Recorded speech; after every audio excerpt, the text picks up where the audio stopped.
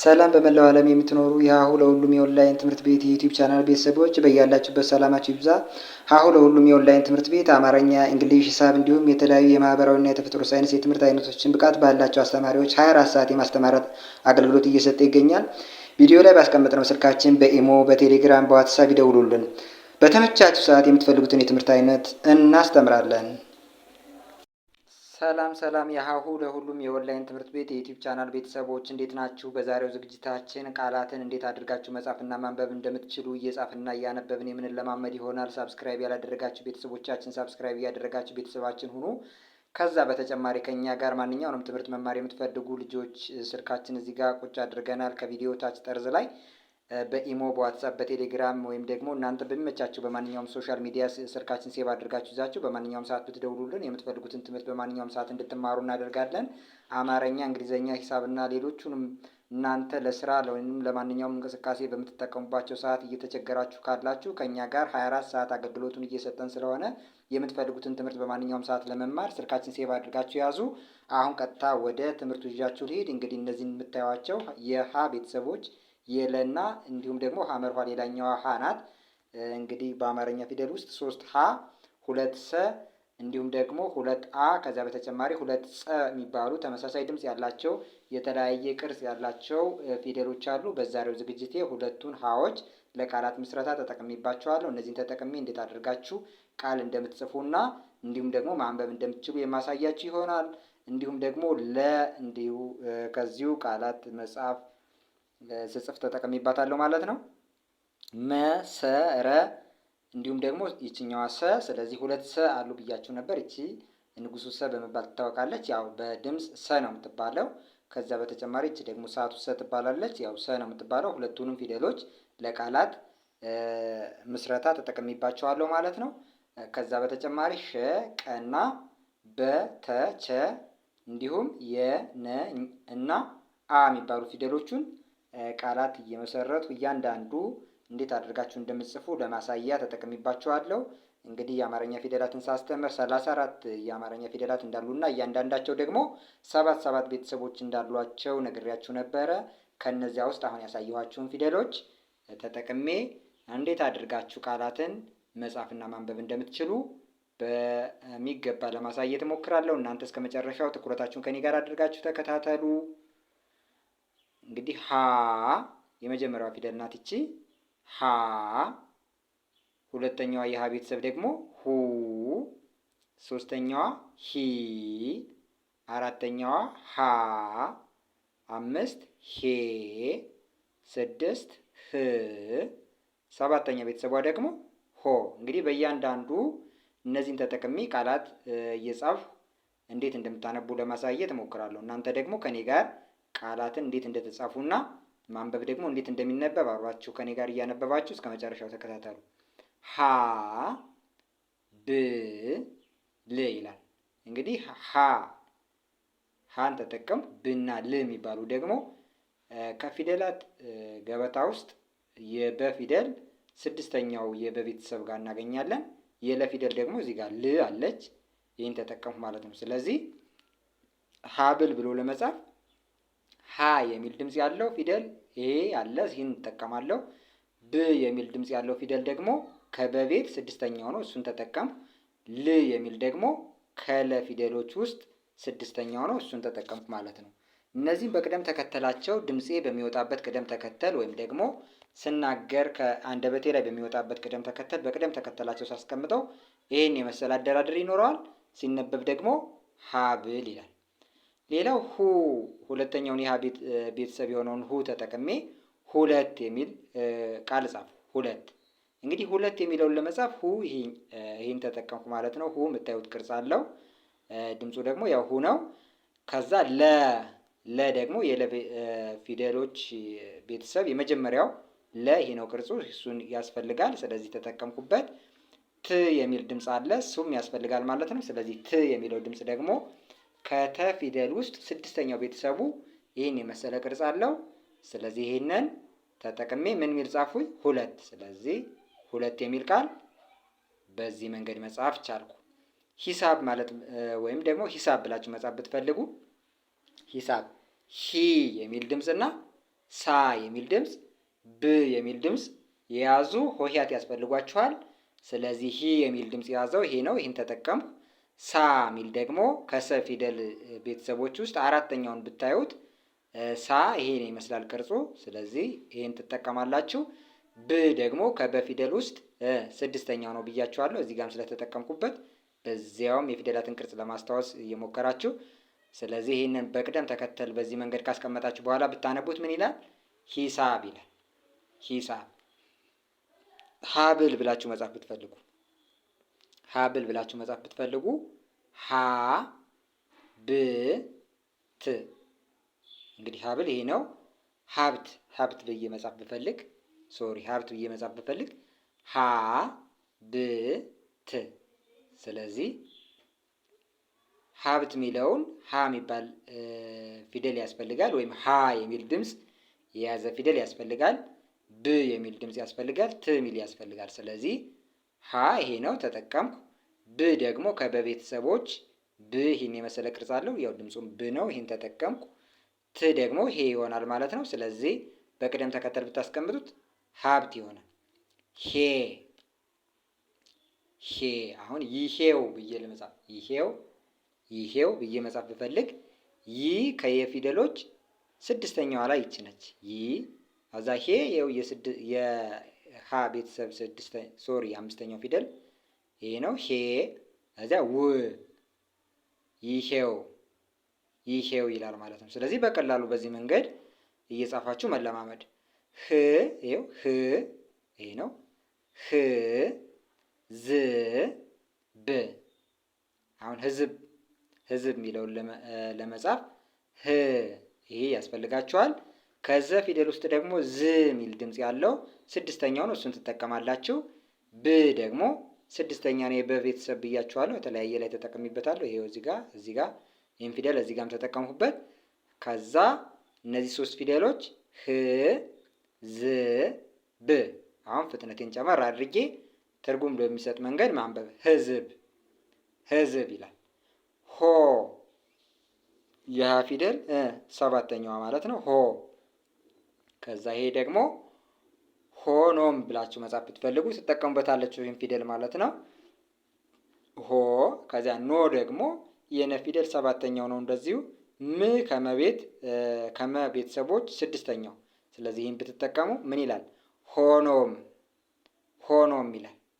ስለዚህ ከዚህ ፊደሎቹን ከማወቅ በተጨማሪ እንዴት እንደምትጽፉ እና እንደምታነቡ እንደዚሁ ፊደላትን እያጠናችሁ መለማመድ።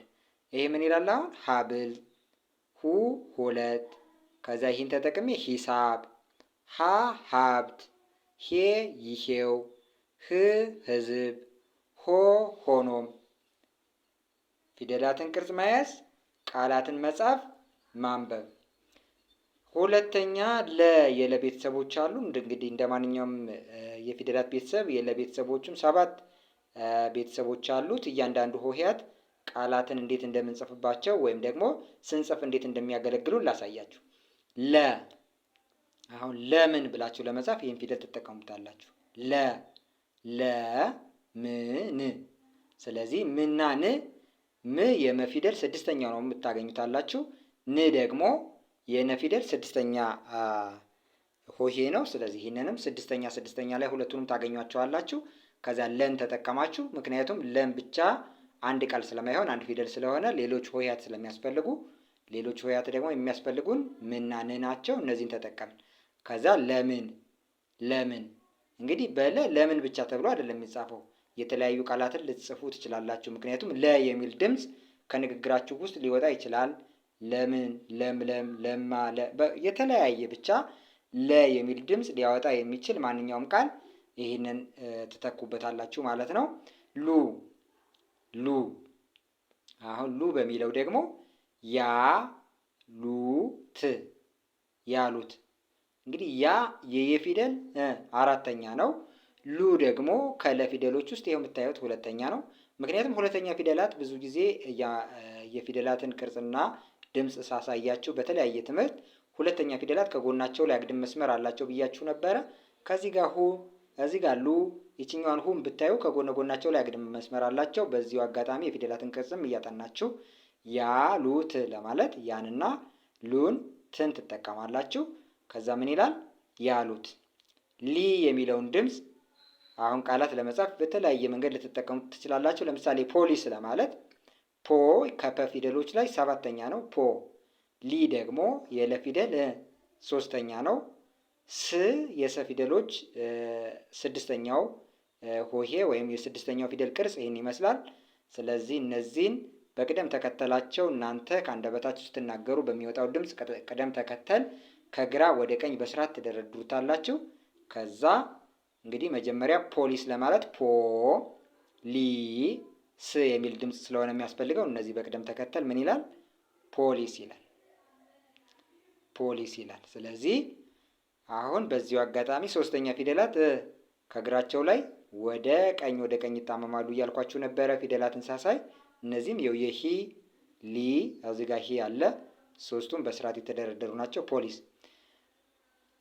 ላ 4ኛው የለ ፊደል ነው። ላ ይህንን ፊደል ቃል ለመጻፍ እንዴት እንደምንጠቀምበት ላሳያችሁ። ላከች ለማለት ብትፈልጉ ለምሳሌ ላ ከሚል ድምፅ አለ። እሱን ትጠቀማላችሁ። ከዚያ ቺ ምን ይላል? አሁን ላከች ይላል።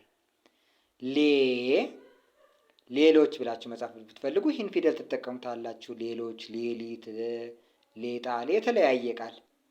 ስለዚህ የሚል ድምፅ ሊኖረው የሚችልን ቃል ይህን ፊደል እየተካችሁ ነው። እያንዳንዱ ፊደላት የተለያየ ቃላት ውስጥ በተለያየ መንገድ መጀመሪያ ላይ፣ መጨረሻ ላይ፣ ከመሀል ላይ የተለያየ ቦታ ላይ ልትጠቀሙት ትችላላችሁ።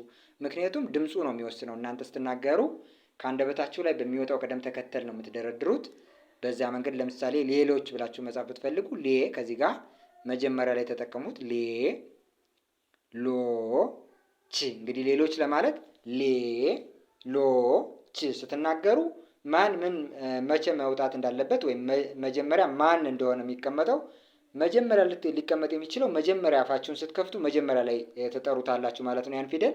ቀጥሎ የሚወጣውን ወይም ደግሞ ቀጥሎ ልትጠሩት የምትችሉን ደግሞ ቀጥሎ እንደዚሁ በቅደም ተከተሉ ማስቀመጥ ነው። አሁን ሌሎች ለማለት መጀመሪያ ላይ እናንተ ሌሎች የሚለውን ቃል ለመናገር ሎ ች። ስለዚህ ይህን ስትጠሩ በቅደም ተከተሉ መሰረት መጀመሪያ ብላችሁ ነው የምትጠሩ። ቀጥሎ ሎ ነው የምትጠሩት። ቀጥሎ ቺ ነው። በዚህ ቅደም ተከተል መሰረት ከግራ ወደ ቀኝ በዚህ መንገድ ታስቀምጡታላችሁ።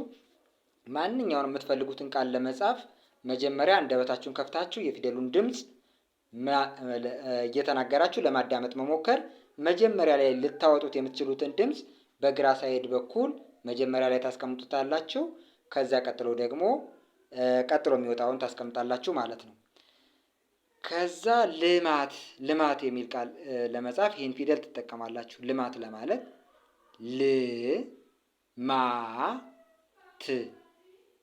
ልማት። ስለዚህ ልማት ለማለት ይህንን ትጠቀማላችሁ ማለት ነው። ይሄው ልማት።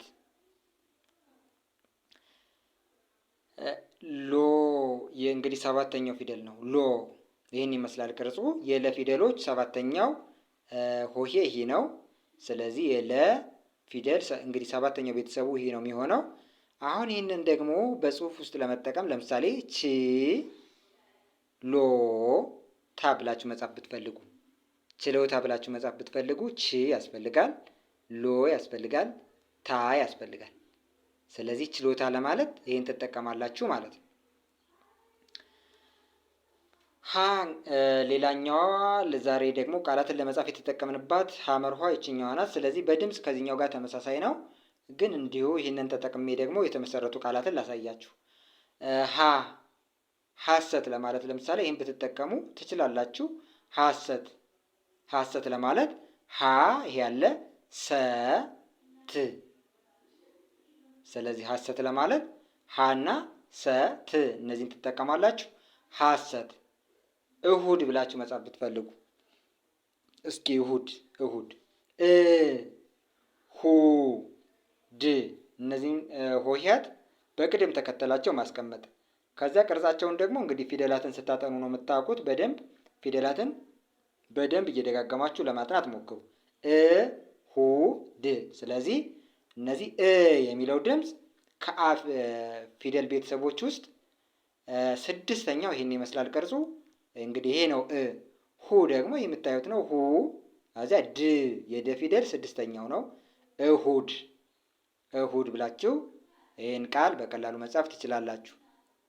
ሂ እንግዲህ ሶስተኛው ነው ሂ ሂ ደ ት ሂደት ለማለት አሁን ሂደት ብላችሁ ለመጻፍ ብትፈልጉ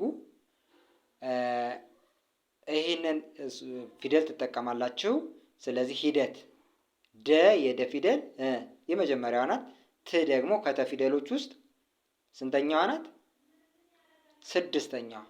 ት ሂደት ሂደት። ሀ ሀ መሃሪ መሃሪ ብላችሁ ለመጻፍ መሃሪ። እንግዲህ መ ከመ ፊደሎች ውስጥ የመጀመሪያዋ ላይ የምታገኟት ይች ናት። ሀ እንደምታዩት አራተኛው የሀ ቤተሰብ ነው። ሪ ደግሞ ከረ ቤተሰቦች ሶስተኛው ነው። ስለዚህ እነዚህን ትጠቀማላችሁ። መሃሪ። እነዚህን ለመጠቀም እናንተ የትኛውን ፊደል እንደምትጠቀሙ ስትናገሩ ነው የምታውቁት። ምክንያቱም ስትናገሩ በትክክል ድምፁን ለይታችሁ ታውቁታላችሁ። ለምሳሌ መሃሪ መሃሪ ለማለት መሃሪ። ስለዚህ መ ሀ ሪ እነዚህን ፊደሎች እንደምትጠቀሙ ስትናገሩ ረጋ ብላችሁ ነጣጥላችሁ ለይታችሁ በስርዓት ድምፃችሁን ጮክ ብላችሁ ብትጠሩ ማን ሆሄያትን መጠቀም እንዳለባችሁ በስርዓት ታውቃላችሁ። ከዛ እነዚያን ሆሄያት ደግሞ በቅደም ተከተላቸው መሰረት መጀመሪያ ልትጠሩት የምትችሉትን ሆሄ መጀመሪያ ላይ ታስቀምጣላችሁ፣ በግራ ሳይድ ማለት ነው፣ ወይም በግራ በኩል ቀጥሎ እያላችሁ በቅደም ተከተላቸው መሰረት ከግራ ወደ ቀኝ በስርዓት መደርደር። ከዛ ይህንን ደግሞ እናንተ በተመጣጣኝ ፍጥነት መጥራት። በተመጣጣኝ ፍጥነት ስትጠሩት ደግሞ አነበባችሁት ማለት ነው። እንግዲህ በተመጣጣኝ ፍጥነት ስርዓት ባለው ትርጉም በሚሰጥ ሁኔታ ነው የምትጠሩት። መሃሪ ይላል። ሄዋን ብላችሁ ለመጥራት ብትፈልጉ ወይም ደግሞ ሄዋን ብላችሁ ለመጻፍ ሄዋን የሚለውን ቃል ለመጻፍ ብትፈልጉ ሄ ስለዚህ ሄ ዋ ን ዋ ከወ ፊደሎች ውስጥ አራተኛዋ፣ ን ከነ ፊደሎች ውስጥ ስድስተኛዋ፣ ሄ ደግሞ እንደምታዩት አምስተኛ ላይ ነው። እንግዲህ ሁሉም የአማርኛ ፊደላት አምስተኛ ላይ በቀኝ በኩል ካለው እግራቸው ላይ ቀለበት ወይም ቁልፍ ነገር የምታዩትን ነገር ይጨምራሉ እያልኳቸው ነበር። በዚያው አጋጣሚ የፊደላትን ቅርጽ በምን መንገድ መያዝ እንዳለባችሁ ሳሳያችሁ ስለነበር እሱንም ለማስታወስ ሞክሩ። ሄዋን ይላል። ህ ስድስተኛዋ የሀ ፊደል ቅርጽ ናት። ህጋዊ ብላችሁ መጻፍ ብትፈልጉ ህጋዊ ይህን ትጠቀማላችሁ። ጋ ደግሞ የገ ፊደል አራተኛ ነው፣ እሱን ትጠቀማላችሁ። ውይ ከወ ፊደል ውስጥ ስንተኛው ነው? ሶስተኛው ውይ። ስለዚህ ህጋዊ ብላችሁ መጻፍ በዚህ መንገድ ትችላላችሁ። ሆ አለ።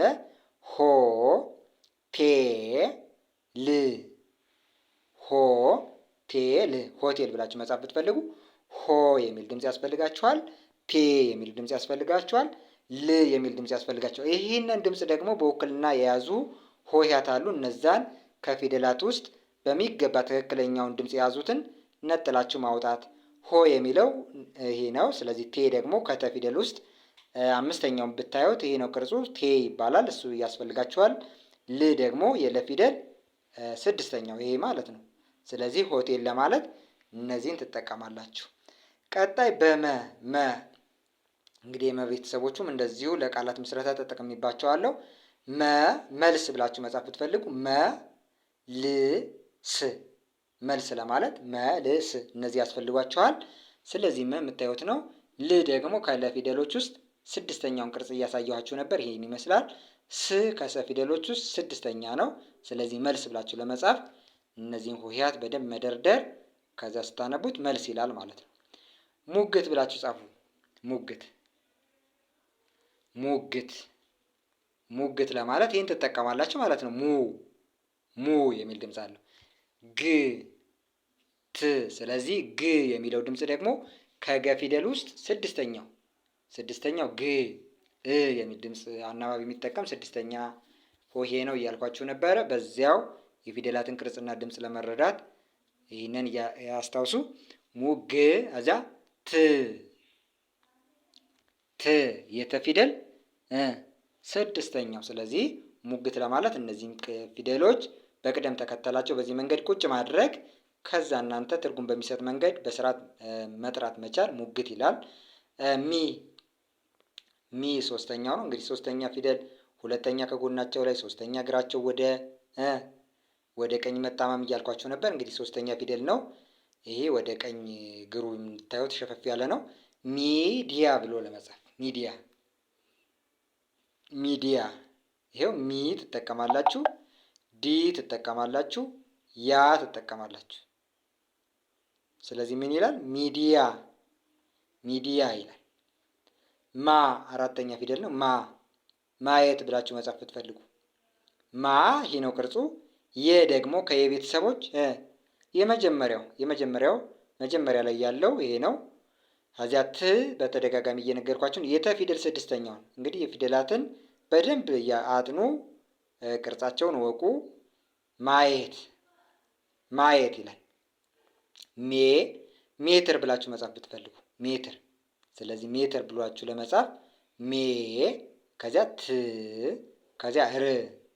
ስለዚህ ይሄ ነው ቅርጹ። ት ደግሞ ስድስተኛ ነው ብያችኋለሁ። የረ ፊደል ስድስተኛ ይሄው ይቺ ማለት ነው። ስድስተኛ ላይ ይሄው 1 2 3 4 5 እዚያ ስድስተኛ። ስለዚህ ስድስተኛው ቤተሰብ ይቺ ናት ማለት ነው። ሜትር። እንግዲህ የመ ፊደል ስድስተኛው ቅርጽ ምላስ ብላችሁ መጻፍ ብትፈልጉ ከዚያ ስ። ስለዚህ የለ ፊደል አራተኛው ነው። ስ ደግሞ ስድስተኛ ነው ከሰ ቤተሰቦች። ስለዚህ ምላስ ለማለት እነዚህን ፊደላት በቅደም ተከተል ማስቀመጥ ምላስ። ስለዚህ በትክክል ጻፍን ማለት ነው። የመ ፊደል ሰባተኛው ወይም መጨረሻው። እንግዲህ ሞና ብዙዎቻችሁ ይመሳሰላል ብላችሁ የምታስቡ ልጆች አላችሁ። ይለያያል። ይችኛዋ ይኸው የምታዩት ወደ ግራ በኩል የተወሰነ እግሯ ጠመም ያለ ነው። ይቺ ደግሞ ቀጥ ብሎ የቆመ ነው። ቀጥ ብሎ እንደዚህ ወደ ጎን ወይም ስላሽ አይደለም፣ ዘንበል አላለም፣ ቀጥ ያለ ነው። ይሄኛው ደግሞ ወደ ጎን ዘንበል ያለ ነው። ስለዚህ በዚያው የፊደሉን ቅርጽ ግራ እያጋባችሁ ያላችሁ ልጆች በስርዓት እዩት። ሞገስ ብላችሁ መጻፍ ብትፈልጉ ይህን ትጠቀማላችሁ። ገ ደግሞ የገ ፊደል የመጀመሪያው፣ ስ ከሰ ፊደሎች የመጀመሪያው ነው። ስለዚህ ሞገስ ለማለት ይህን ትጠቀማላችሁ። የሰ ፊደሎቹንም እንደዚሁ ቃላት ምስረታ ላይ ተጠቅሚያቸዋለሁ። እነዚህንም ቅርጻቸውን፣ ድምጻቸውን በአንድ እያየን ቃላት እንጻፍ። ሰላም ብላችሁ መጻፍ ብትፈልጉ ሰላም፣ ይህን ትጠቀማላችሁ። የለ ፊደል አራተኛው፣ ይኸው ደግሞ እዚሁ ስላለ ላሳያችሁ። ይሄ ነው የመ ፊደል ስንተኛው ፊደል ማለት ነው? ስድስተኛው ስለዚህ ሰላም ለማለት በቅደም ተከተል። እንግዲህ እናንተ ስትናገሩ በቅደም ተከተል ፊደላትን እየጠራችሁ ነው አይደል ድምፅ የምታወጡት። ሰላም ስትሉ ሰላም። ስለዚህ እነዚህን ፊደሎች በቅደም ተከተል ማስቀመጥ፣ ምክንያቱም እነዚህ ድምፆች በፊደል ውክልና ስላላቸው እነዚህን ውክልናዎች ምንም አይነት ስህተት ሳትፈጥሩ በትክክል መርጣችሁ ከፊደላት ውስጥ በቅደም ተከተላቸው ማስቀመጥ፣ ከዚያ በስርዓት ጻፋችሁ ማለት ነው። ሰላም። እሺ ሁለተኛው የሰ ፊደል አሁን ሱን ተጠቅሜ መሱድ ብዬ መጻፍ ብፈልግ መሱድ ይሄው ይህን ተጠቀሙ። ሱ ደግሞ ይሄው ራሱ ነው። ሱ ተጠቀሙ። ከደ ፊደል ውስጥ ስድስተኛውን ብታዩት ይሄ ነው ቅርጹ ስለዚህ መሱድ ይላል። በዚሁ አጋጣሚ እንግዲህ ሁለተኛ ፊደሎች ከጎናቸው ላይ አግድም መስመር አላቸው። እሱን ያዙ። መሱድ። ከዛ ሶስተኛ ፊደሎች እግራቸው ላይ ወደ ቀኝ ሸፋፋ ናቸው። እሱን ያዙ። ይኸው ይህችን ምክንያቱም እግሯ ወደዚህ ሸፋፋ ስለሆነ ከዚያ ሲን ተጠቅሜ ያሲን ብዬ ጻፍኩ። ያሲን ታስፈልጋለች። ስለዚህ ያሲን ሲል ያሲን ማን ያስፈልጋል? ያስፈልጋል፣ ሲ ያስፈልጋል፣ ን ያስፈልጋል። እነዚህን ፊደሎች በስርዓት በቅደም ተከተል አሁን በተናገርኩት መንገድ ከግራ ወደ ቀኝ በስርዓት መደርደር ያሲን። ስለዚህ ምን ይላል? ያሲን ይላል። ሳ ይሄው የሰ ፊደል አራተኛው። ስለዚህ ውሳኔ ውሳኔ የሚለውን ለመጻፍ። ስለዚህ ውን ትጠቀማላችሁ፣ ሳን ትጠቀማላችሁ፣ ኔን ትጠቀማላችሁ። ከዛ እነዚህም በስርዓት እንደዚህ አድርጋችሁ ስታስቀምጡ በስርዓት ጻፋችሁት ማለት ነው ውሳኔ የሚለውን። አሁን ይሄ ምን ይላል? ውሳኔ ይላል። እሺ አምስተኛው የሰ ቤተሰብ ደግሞ ሴ ይህን ይመስላል ቅርጹ። አሁን ይህን ተጠቅሜ ሴቶች ብዬ መጻፍ ብፈልግ ሴቶች። ስለዚህ ሴቶች ለማለት ሴ፣ አዚያ ቶ ደግሞ ከተ ፊደል ሰባተኛው ወይም መጨረሻው፣ ች ደግሞ ከቸ ፊደል ስድስተኛው። ስለዚህ ሴቶች ብላችሁ ለመጻፍ እነዚህን ትጠቀማላችሁ። ምን ይላል አሁን? ሴቶች። ስልክ ብላችሁ ጻፉ እስኪ። ስልክ ስልክ። ስልክ። ስለዚህ ስን ትጽፋላችሁ፣ ልን ትጽፋላችሁ፣ ክን ትጽፋላችሁ። እንግዲህ ስ የሚለው የሰ ፊደል ይሄ ነው። ል ደግሞ ከለቤተሰቦች ስድስተኛው ነው፣ ይሄ ነው። ክ ደግሞ የከ ፊደል ስድስተኛ ነው፣ ክ። ስለዚህ እነዚህ ሁሎቹም ስድስተኛ የፊደላት ቤተሰቦች ናቸው። ይኸው ስ የሰ ፊደል ስድስተኛ ነው፣ ል የለ ፊደል ስድስተኛ ነው፣ ክ ደግሞ ከከ ፊደሎች ስድስተኛ ነው። እነዚህን አስቀምጣችሁ ስልክ የሚል ቃል ጻፋችሁ ማለት ነው። ስልክ። እስኪ ሶስት ብላችሁ ጻፉ። ሶስት። ሶ ስ ት። ስለዚህ ሶ ከዚያ ስ ከዚያ ት ምን ይላል? ሶስት ይላል። እሺ ቀጣዩ ደግሞ የረ ቤተሰቦች። የረ ቤተሰቦቹን ቅርጻቸውን እንደዚሁ በደንብ እያየን ከዛ ቃላት ደግሞ እየመሰረትን ወይም ደግሞ ቃላት እየጻፍን እንሄዳለን። ረ መ ረ ጃ መ ረ ጃ። አሁን ምን ይላል? መረጃ መረጃ። ስለዚህ መረጃ ለማለት መ አስፈለገ፣ ይችን ተጠቀሙ። ረ ይህች ናት። ጃ ከጀ ቤተሰቦች ደግሞ አራተኛዋ ይችን የምመስለው ቅርጿ። ስለዚህ እነዚህን በቅደም ተከተላቸው በዚህ መንገድ ስታስቀምጡ ይህን ቃል ትጽፋላችሁ። ምን ይላል? መረጃ። ግሩም። ግሩም ብላችሁ ጻፉ። ግሩም። ሩ ሄው ሩ ነው። ግ ሩ ም ምን ይላል? ግሩም ግሩም። ሪ እሺ ሪ ይሄ ነው ቅርጿ ሪ። አሁን ሪን ተጠቅማችሁ ዙሪያ ብላችሁ ጻፉ። ዙሪያ። ስለዚህ ዙ ከዚያ ሪ ይቺ ታስፈልጋችኋለች። ያ ያ ደግሞ ከየ ፊደል አራተኛው ነው ያ። ስለዚህ ዙ ሪ ያ። እነዚህ ናቸው ፊደሎች። እነዚህን በቅደም ተከተላቸው ማስቀመጥ ነው በስርዓት። ምክንያቱም አሁን ሪን መጀመሪያ ብታዋጧት ሌላ ነው የሚሆን፣ ሪ ዙ ያ ሌላ ነገር። ያን ብታዋጡት ወይም ደግሞ ቅደም ተከተላቸውን ብታቀያይሩ ዙሪያ የሚለው ቃል በትክክል ፊደሎቹን ብቻ አምጣችሁ ስላስቀመጣችሁ በቅደም ተከተላችሁ ካላስቀመጣችኋቸው ትክክል ልትሆኑ አትችሉም። እሺ አራተኛ ራ። ራ የረ ቤተሰብ ማለት ነው። ራ። አሁን ይህን ተጠቅማችሁ ወራት ወራት ብላችሁ ጻፉ እስኪ። ወራት ወ የወ ፊደል የመጀመሪያው ነው ወ። ራ ደግሞ የረ ፊደል አራተኛው፣ ት የተ ፊደል ስድስተኛው። ስለዚህ ይሄ ምን ይላል? ወራት ወራት። ሬ እንግዲህ አምስተኛ ፊደሎች ሁሎቹም ቀለበት አላቸው እያልኳችሁ ነበረ፣ ወይም ቁልፍ እግረግራቸው ላይ ችግር የላትም። ግማሽ ክብ ነገር ናት። ረ በቅርጿ ከሌሎች ፊደሎች ትለያለች፣ ግን ይሄ ቀለበት አላት እዚህ ጋር ላይ ይሄው እንጂ። ስለዚህ አምስተኛ ፊደሎች ይህ ቁልፍ እንደሚኖራቸው በዚሁ ለመያዝ ሞክሩ። ሬ መ ሬ ት መሬት መሬት። ስለዚህ መሬት ለማለት ምን ትጠቀማላችሁ? ይችን ማለት ነው። ሬ ይች፣ ት ደግሞ ያው እንደተለመደው ስድስተኛ ናት ብያችኋለሁ። ከተ ቤተሰቦች ይችን ትጠቀማላችሁ። እዚያ መሬት መሬት ብለን ጻፍን ማለት ነው። እሺ ር ር የረ ፊደል ስድስተኛው ይህን ይመስላል ቅርጹ። ግማሽ ክብ የሆነች ፊደል ናት ር። ከዛ ይችን ተጠቅማችሁ ድርሻ ድርሻ ብላችሁ ጻፉ። ድ ር ሻ ምን ይላል? ድርሻ ይላል። ድርሻ። እሺ ድርሻ ለማለት እንደዚህ ጻፋችሁ። ሮ ሮ ይህ ነው ቅርጿ። እንግዲህ ካናቷ ላይ ክብ ያላት ሬ እና ሮ ብዙዎቻችሁ እንዴ ምናልባት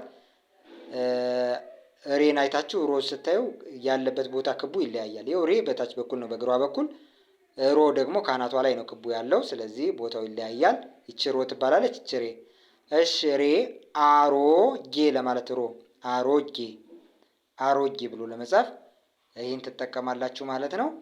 ስለዚህ በቀላሉ በዚህ መንገድ ቃላትን እየጻፋችሁ መለማመድ ትችላላችሁ። በዛሬው የቃላት ጽሑፍ ልምምዳችን እዚህ ጋር እንጨርሳለን። ቀጣይ በሌላ የቃላት ጽሑፍ ልምምድና እንዲሁም ደግሞ የፊደላት ቅርጽ ትምህርት እስከምንገናኝ ሰላም ሁኑ።